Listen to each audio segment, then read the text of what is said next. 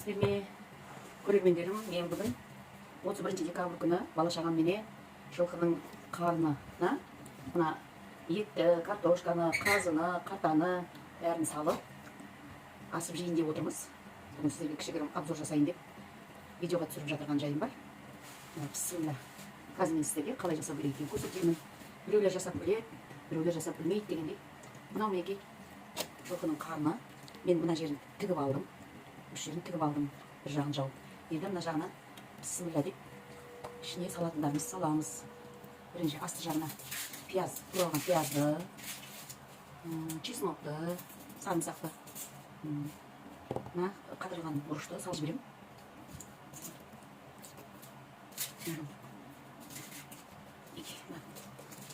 Етті саламыз. Мына етті саламыз. Майлы. Қазыны тығамыз. Арасына картошканы салып жібереміз. Дәмдеуіштерді салып жібереміз.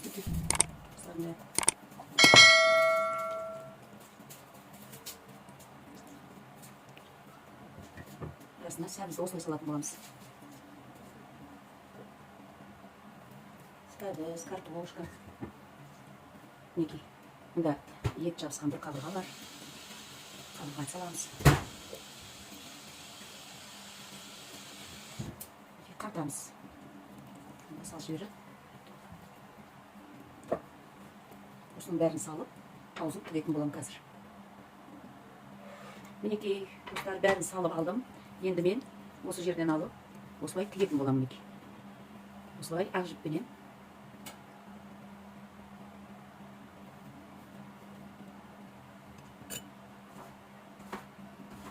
Осылай тігіп.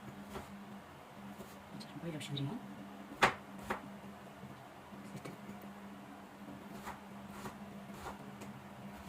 İçine bәрін салдық. Енді 2-3 сағат бұны қайнататын боламыз. Бұйыртса. Бір 3 сағатта піседі осы. Мінекей, достар, көрермендерім, міне. Оны бәрін салдым ішіне. Енді бұйыртса қазанға салып асамыз. Кеттік, бисмилля деп. Мінекей, достар, қазанға соғып, асын жағып салдым. Бұйыртса қайнағаннан кейін көбігін аламыз. Сәттілік бәрімізге де. Ал, достар, енді бір жұмыртқамызды шағып, кішкене тұз салып, еттің қамырын дайындаймыз. Азғана тұз салып, 200 граммдай су құйып,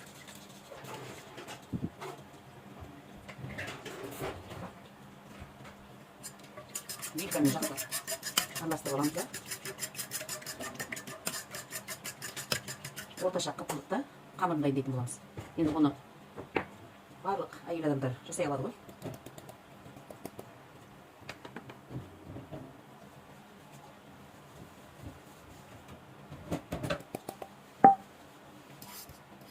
Жақсылап араластырып алып.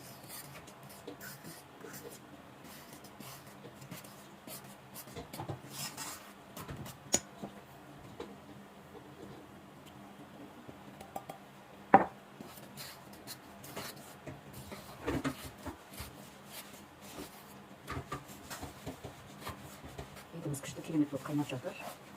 Енді қамырын дайындап аламыз. Жақсылап араластырып аламын. Енді қалған жағын қолыммен.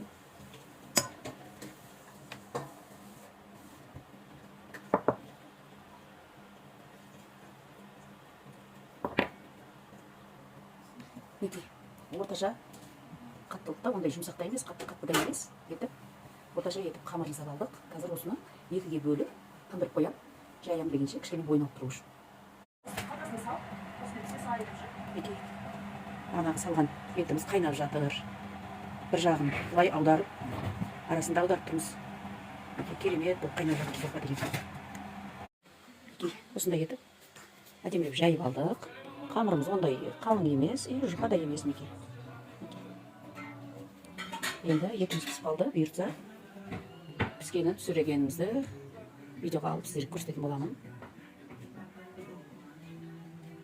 Мінекей, қамырымызды пісіріп алдық. Енді Етімізді ортасына саламыз, тұзды қылып құямыз. Вот, мінекей. Пісті. Енді бұйыртса кесіп ортасына ашамыз қазір.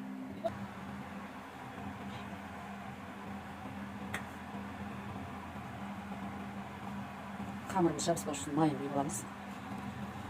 Тұзды қосамыз.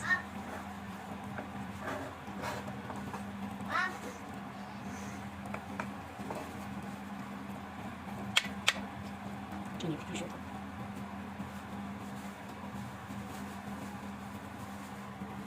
вот осындай шоқырап, әдемі, керемет. Қамыры не жұқа емес, не қалың емес, әдемі.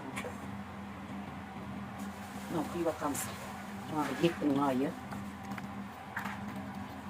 Қарынның ішіне қасына қарай шығып кеткен. Пиязымызды да құйып алды. Енді қазір етімізді ашамыз. Қандай болды екен?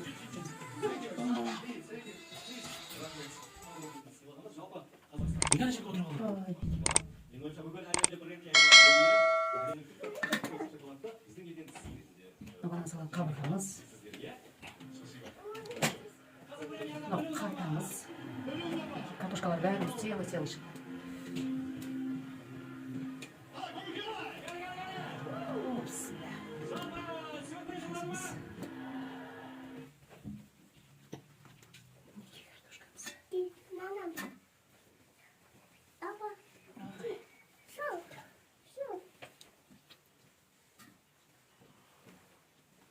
Қарны да турап жейтін боламыз.